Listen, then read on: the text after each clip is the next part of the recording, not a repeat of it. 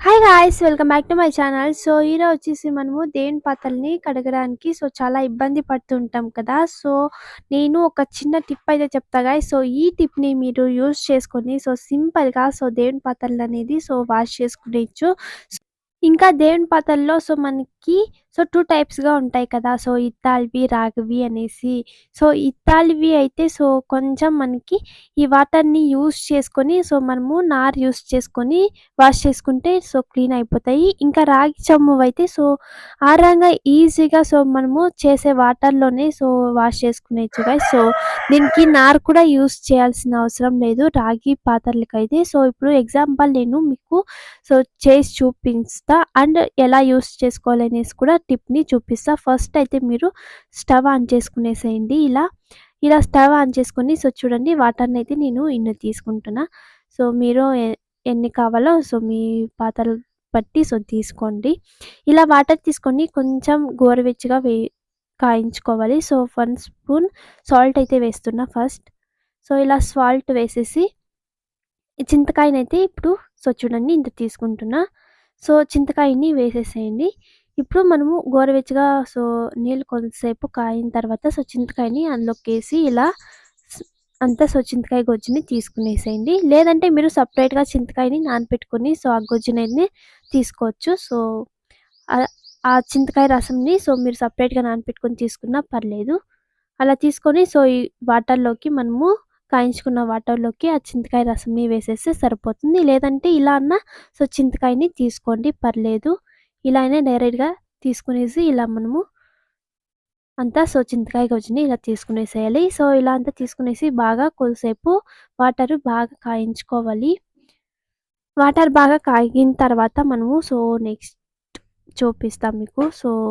చింతకాయ అంతా ఇలా బాగా స్మాష్ చేసుకునేసేయండి. ఇప్పుడు మనకి వాటర్ అయితే ప్రిపేర్ అయిపోయింది గైస్. ఈ వాటర్‌లోకి మనము ఇప్పుడు నేను చూపిస్తా రాగి చెంబు అండ్ ఇదొచ్చేసి ఇత్తడి కదా!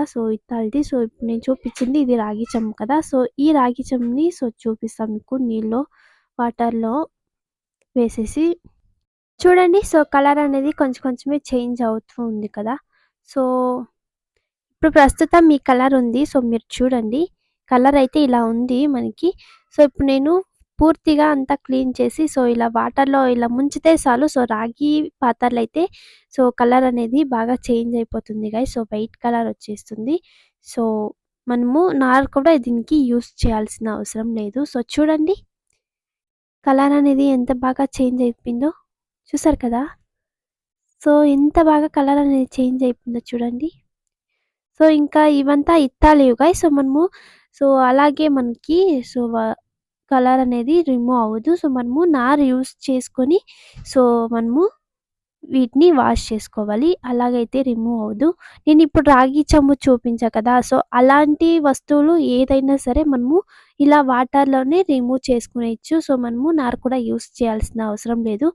మనకి కలర్ కూడా ఆరాంగా రిమూవ్ అయిపోతది. ఇంకా ఇత్తడివైతే దీనికైతే మనము ఇలాంటి ఇత్తడి పాత్రలకి మనము నార్ అనేది యూజ్ చేయాలి. నార్ అనేది యూజ్ చేసుకొని మనము వాష్ చేసుకునేసి సింపుల్‌గా 1 సెకండ్‌లో మనము పాత్రలని ఈజీగా మనము వాష్ చేసుకునేయచ్చు. చూసారు కదా! ఇలా మనము పెట్టేసి రాగి పాత్రలని ఇలా వాటర్‌లోనే రిమూవ్ చేసుకునేయచ్చు. ఇంకా ఇత్తడివైతే నార్‌ని యూజ్ చేసుకోవాలి. ఇంకా ఇది గైస్ ఈరోజు వ్లాగ్ వచ్చేసి మీకు ఈ టిప్ నిజంగానే మీకు తప్పకుండా యూజ్ అవుతుంది. ఒకసారి ట్రై చేయండి కావాలంటే. అండ్ ఇది గైస్ ఈరోజు వ్లాగ్ వచ్చేసి ఈ వ్లాగ్ మీకు ఎలా అనిపించిందో తప్పకుండా కామెంట్ చేయండి. అండ్ తప్పకుండా సబ్స్క్రైబ్ చేసుకోండి. నెక్స్ట్ వ్లాగ్‌లో అయితే కలుద్దాం గైస్. Bye bye.